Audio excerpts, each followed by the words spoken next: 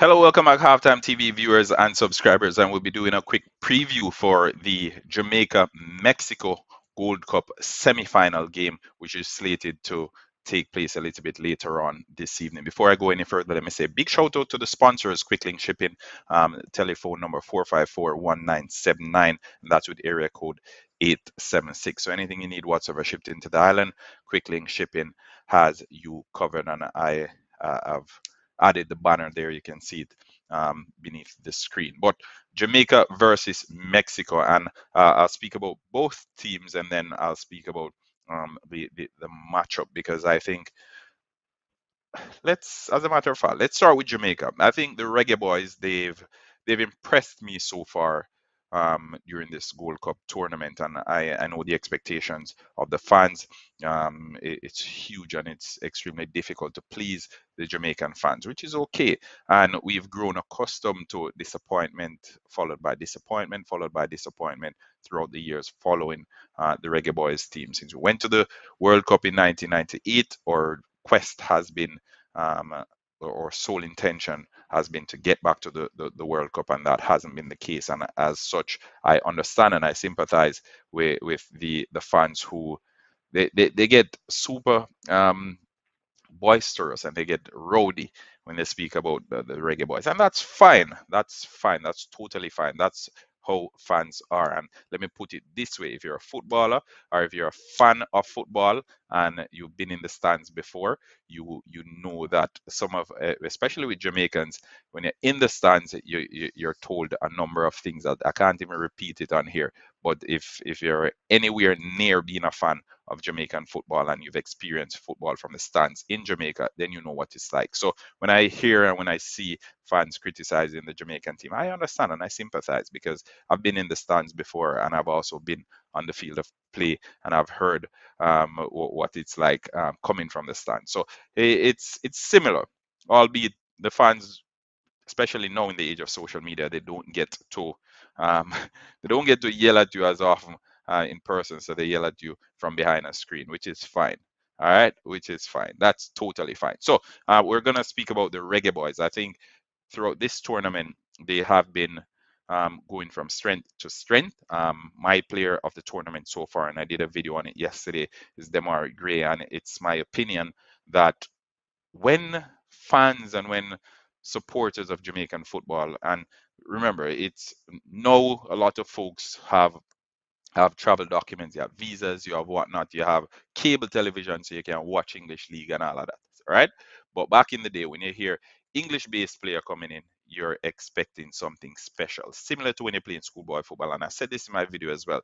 When you're playing schoolboy football, whether it is under 13, under 14, under 15, under 17, when you hear that he's a national, you're keeping a close eye on that player because that player is special, right? The mere fact that that player is a national, he's special, and you pay keen attention to him. And I think throughout the past couple of years, maybe 5, 6, 7 years, when we've heard English-based players coming in, they haven't really lived up to the reputation that those who came before them had set, right? So we're getting English players that, based on their performances, fans are asking, why aren't we using local based players? That shouldn't be the case. So when you bring in someone that's English based, and this is how it used to be approached back in my day, and I say this like I'm old, but I'm not very old. I'm old enough, I think.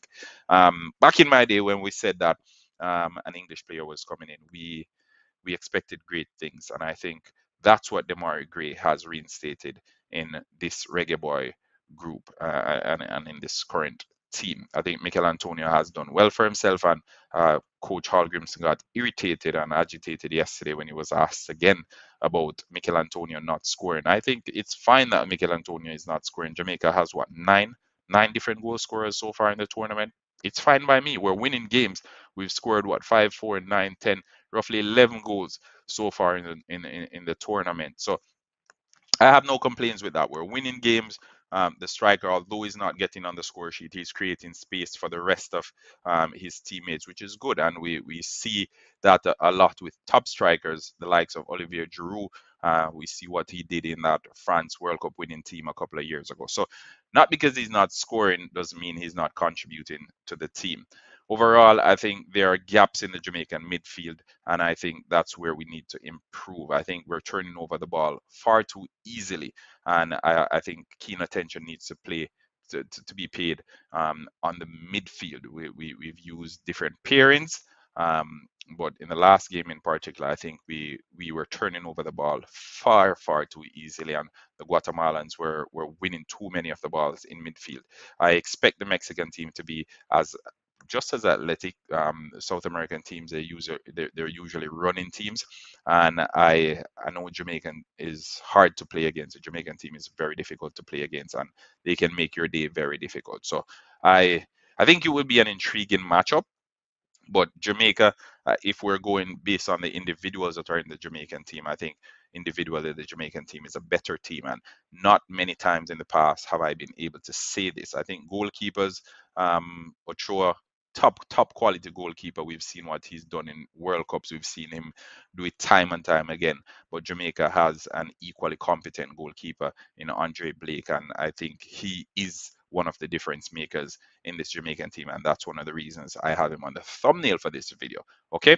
Um, Attack wise, Mexico scores, I think, roughly 9 goals they've scored, so it's not that far off from the Jamaican team. But I think the Mexican defense line is there to be exploited. All right, so the Jamaican attackers they interchange a lot. Demari Gray, Leon Bailey, they're interchanging, they're switching flanks, they're rotating a lot. And as I said, Mikel Antonio, he's creating space for both these players with his runs off the ball. So it gives the Jamaicans an opportunity, especially against a Mexican team who aren't very convincing from a defensive standpoint. Okay, so I think Mexico's strength is in their midfield. Jamaica's weakness is in the midfield. Mexico's weakness is in defense, and that's where Jamaica can exploit. All right. I think we have good attackers, we have good defenders. I think it's one of the few tournaments where I can look at it and I can say, okay, the defenders have been okay. All right. In previous tournaments, we've been pointing out and we've been calling out players like Alvas Powell and all these guys, which again, I am not one to come on here and criticize players because I know it's extremely difficult to concentrate for 90 continuous minutes plus stoppage time. It's difficult. So sometimes there's going to be lapses in concentration, which is okay. All right. But I am saying no. Throughout this tournament, I haven't seen Jamaica offer that much opportunity to opponents, and I think it's okay. It's encouraging, especially going into a semifinal game against Mexico. I think Mexico's coach, he he has players at his disposal, but I don't think he rates a lot of the players that we're expecting him to play. The likes of Diego Lainez, I would expect him to be starting for Mexico by now. He's been in and around that team for quite some time since he was in his teens, really. So I would have expected him to be playing a greater role in this Mexican team, but that's not the case. The coach has other plans, and he's playing different players who are getting the results for him, which is fine, which is fine. Okay, so Mexico's midfield, as I said, are very sturdy. They're a running midfield, and they get the job done. Lots of cohesiveness in there as well, which is good to watch. And in the games that I've seen Mexico, I think it gives you that little bit of assurance if you're playing for the Mexican team that hey, the defenders aren't that great, but at least the midfielders they're running and they get the job done. So let's keep an eye on that Mexican midfield. As I think usually folks say if you win the midfield battle, you win the game. I don't agree because I think the team is made up of different components, and although it's broken down into thirds, I think all three need to be in sync for everything to go well on the day. But Mexico versus Jamaica. The last time Jamaica beat Mexico in a competitive game was in 2017. Kemar Taxi Lawrence scored in the semifinal again of a Gold Cup.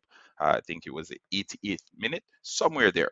But we got through to the final of that 2017 Gold Cup. Kemar Taxi Lawrence getting on the score sheet. Since then, Jamaica has lost twice, both times 2 goals to 1, and we've drawn twice. We've drawn 2-2 and 1-1. Okay, so I hope this one turns in Jamaica's favor.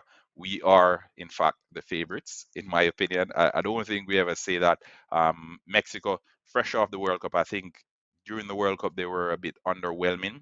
They they they didn't impress me as I would have expected a Mexican team. And usually when Mexico goes to the World Cup, they represent CONCACAF um, glowingly. So this World Cup was not one of their better World Cups, I must say, and I think they they need to make up for that with some big performances in the Gold Cup. So far, they've been okay, but I'm sure the Mexican fans um, aren't as impressed again, and it's spoiling them in it because they're used to a certain level of football throughout the years. So when they don't see that level of football and when they don't see the results to match it, then they get furious. And we know the Mexican fans are rowdy too. All right, so Jamaica versus Mexico. I think Jamaica will win this one. I'm banking on a 1 goal deficit. So whether it's 2-1 or 1-0, I think Jamaica wins it. I think Mexico is still trying to find their feet. I think the coach he's still indecisive. He doesn't know, or he hasn't been placing his trust in some of the players that can get the job done.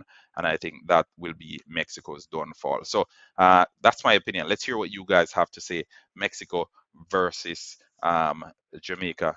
Jamaica will be through to the final of the Gold Cup. So the next video that I do, Jamaica will be secured in the final. Probably it will be the press conference. Yeah, I think I'll do the press conference later on this evening.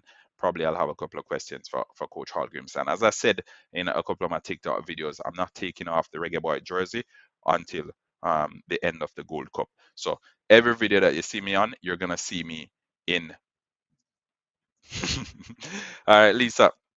I've seen a few sports commentators predicting Jamaica winning over Mexico. Hopefully, them win either way. They've been exceptional for this tournament. I think one of the greatest things for the Jamaican team as well throughout this tournament, they've been easy on the eyes, and I think that's where fans have been irritated in the past, where we've had top talent when it comes down to the players. However, the team has been extremely difficult to watch, and I think that's what irritates fans, and that's what's been a problem for a lot of the fans in previous years. But into this one, Jamaica versus Mexico. The last 5 games that they've played, Jamaica has won 1, we've lost 2, and we've drawn 2. The game that we won, 2017, Kemar Taxi Lawrence getting on the score sheet in the 88th minute. That was a semi-final that propelled us to the final in 2017.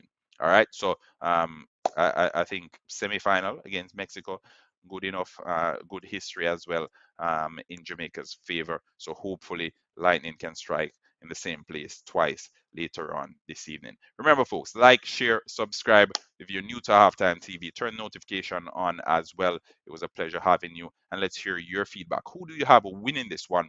Who do you have winning the Gold Cup? I'm curious to hear all these questions. We'll be getting the answers later on this evening.